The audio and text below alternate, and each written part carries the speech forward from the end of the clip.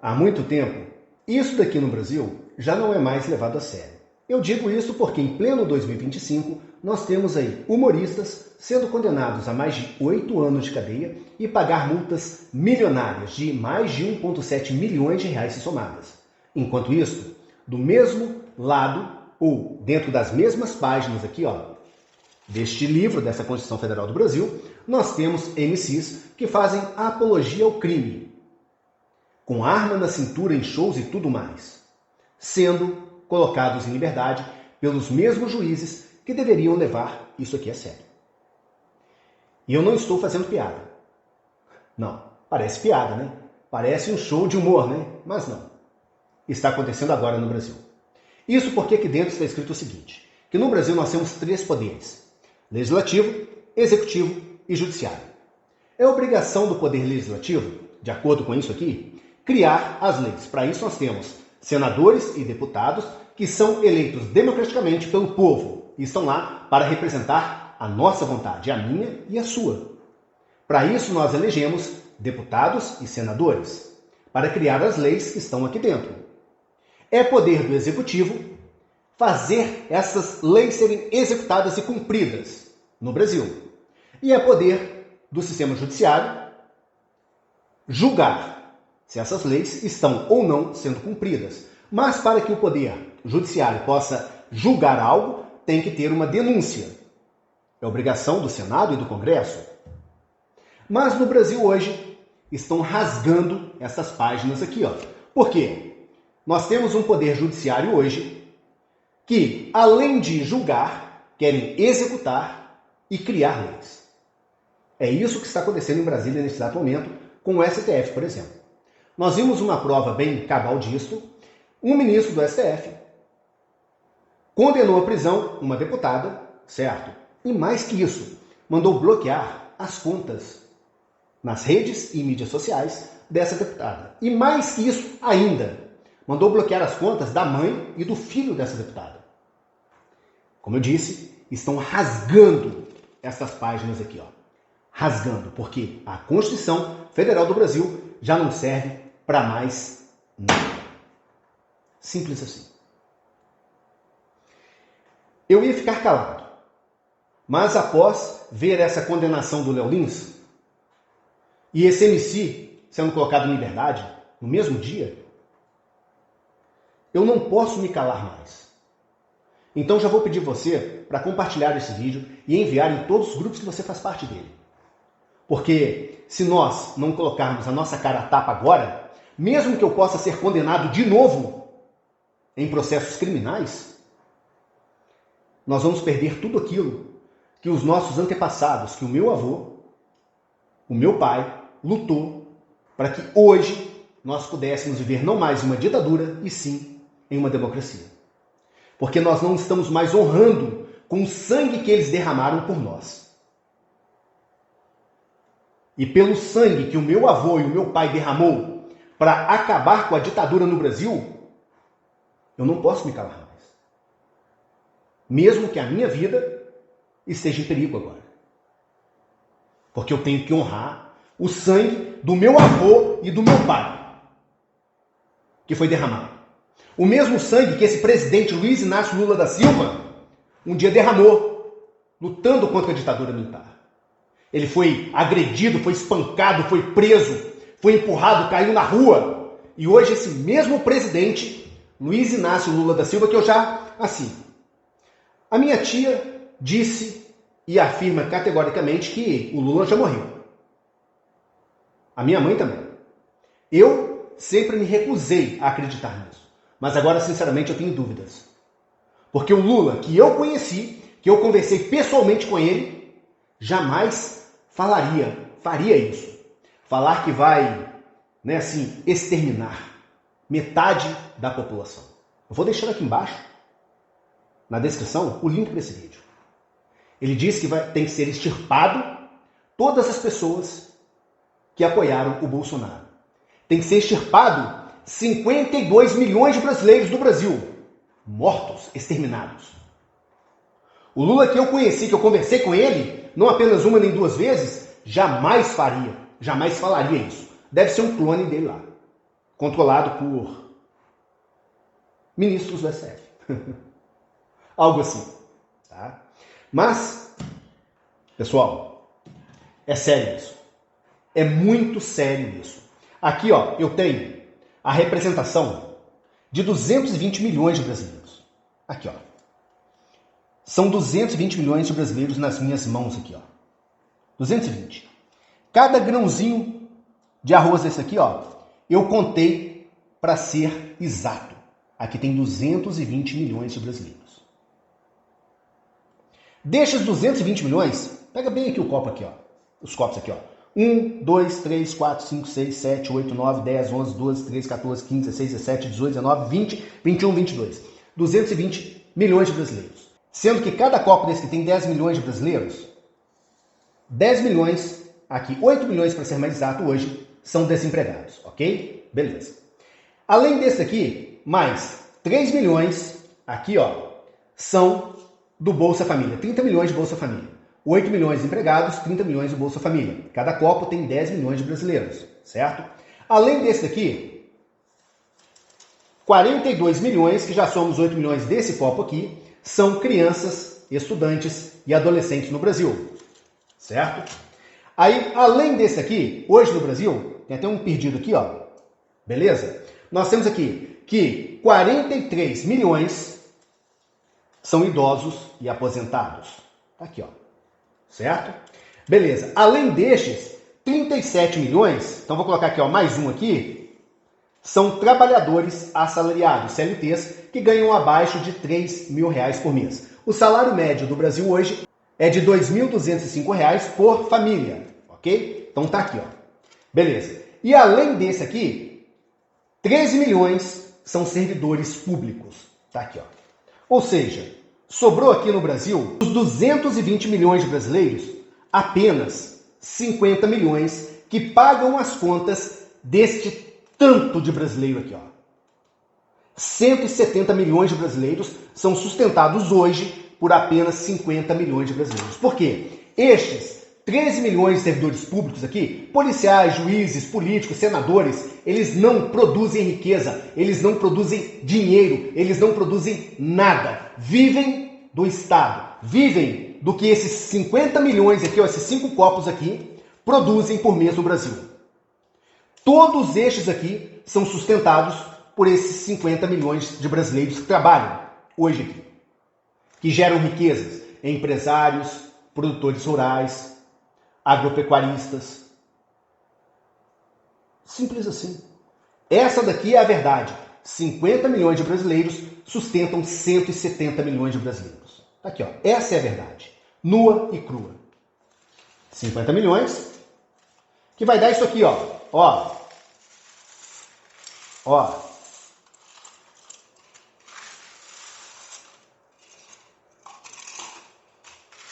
Estas pessoas aqui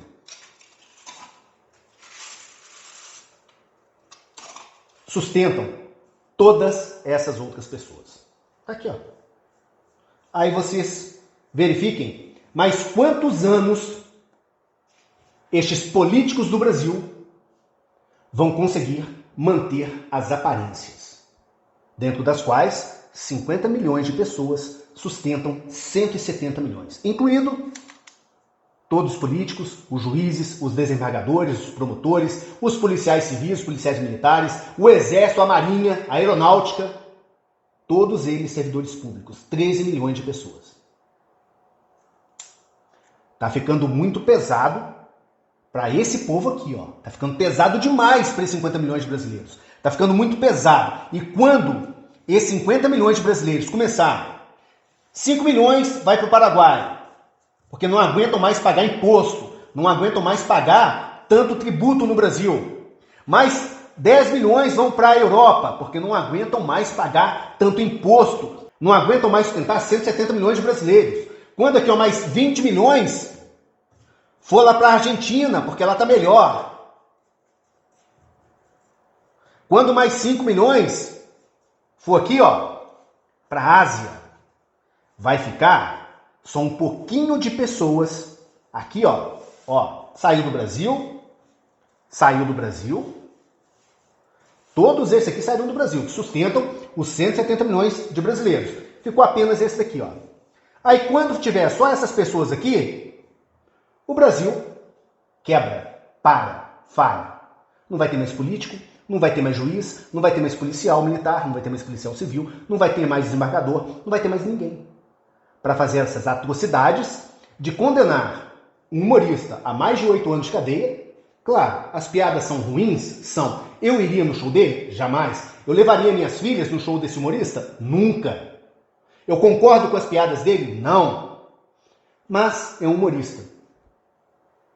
Até os gregos, os imperadores gregos da Grécia Antiga, sabiam que o humorista era humorista e não podia ser tocado, porque eles são a válvula de escape do povo. Aquelas pessoas que estão no show do Léo Lins poderiam estar fazendo atrocidades no Brasil, mas estão lá. Concordam com ele, estão lá. É a válvula de escape deles. Eu não ligo, não me importo. Como o sistema judiciário, que está aqui, ó, não deveria ligar, não deveria se importar também. Certo? Além disso, como eu disse, eu não posso me calar, mas assim, né? Se eu falar tudo que eu tenho para falar para vocês, eu vou ser preso amanhã. Amanhã a Polícia Federal vai bater na minha casa e vai me prender. 20 anos de cadeia. Eu não sou bandido, eu nunca matei ninguém, eu nunca estuprei ninguém, eu nunca sequestrei ninguém.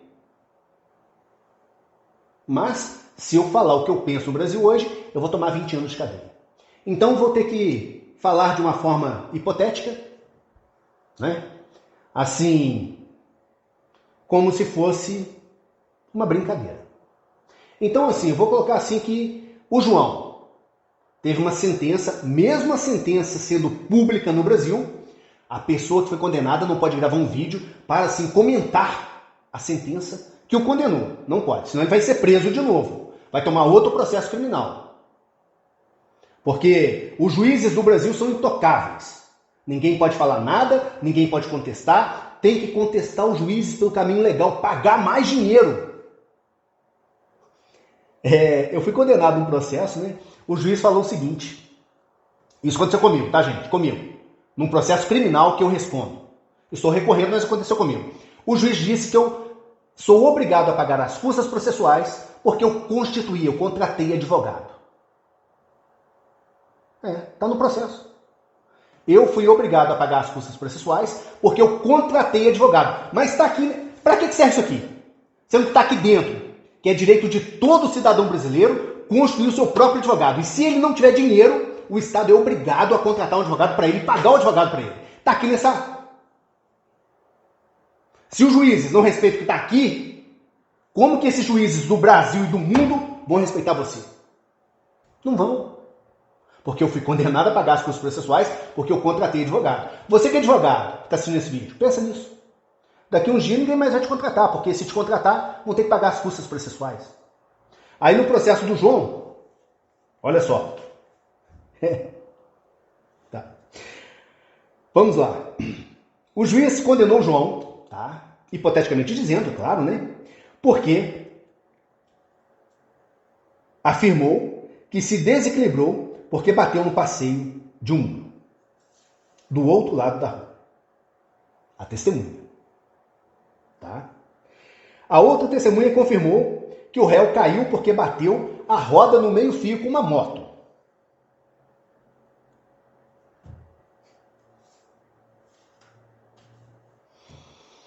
Ô, gente, o João foi condenado sem um laudo técnico, sem um laudo pericial, sem um perito baseado em depoimentos de testemunhas. Que viram ele, olha só, as duas testemunhas viram o João sair de uma garagem, uma rua que tem menos de 3 metros, olhando para trás, com o celular, filmando a pessoa que supostamente, hipoteticamente, teria o agredido. Então aqui, ó, olha só, eu estou pilotando a moto, essa mão no acelerador, aí aqui, ó, em menos de 3 metros eu consegui assim, ó, a garagem está aqui, atrás, a minha direita. Aí eu tô com a mão no acelerador acelerando a moto e aqui, ó, filmando quem tá me agredindo com o celular e olhando para trás. Aí por isso eu desequilibrei, não vi o meio-fio e bati e caí porque a roda da moto dianteira da frente esbarrou no meio-fio e a moto caiu. Sem um perito, sem um laudo técnico, sem uma pessoa que tenha moto, porque esse juiz, esse promotor não tem moto, só pode, né? Porque se tivesse, eles saberiam que é impossível você pilotar uma moto com embreagem, uma CG 160, por exemplo, sem estar apertando a embreagem da moto. Ou qualquer perito poderia derrubar isso, falando que se uma pessoa... Assim, isso já aconteceu comigo. Eu já acelerei uma moto só com uma mão. Gente, a moto foi destruída. Porque a hora que você acelera a moto com uma mão, ela cabrita e vai embora e a moto destrói, tá? Qualquer pessoa que tenha moto sabe disso. Qualquer pessoa. Se você acelerar uma moto só com uma mão, sem apertar a embreagem, a moto vai ser destruída, né? Mas assim, é possível você manobrar dentro de uma garagem, segundo os juízes do Brasil, o juiz condenou o João, né? Manobrar dentro de uma garagem, apenas com uma mão, sem apertar a embreagem dentro de uma garagem, ok? Ligar a moto sem estar apertando a embreagem, sem passar a primeira para baixo, todas as demais para cima, né? É porque tem que explicar isso pro juiz, né? Assim, e só com uma mão, ele conseguiu sair da garagem, filmando, olhando para trás, e acelerou e bateu no muro. E caiu porque a moto esbarrou no meio-fio.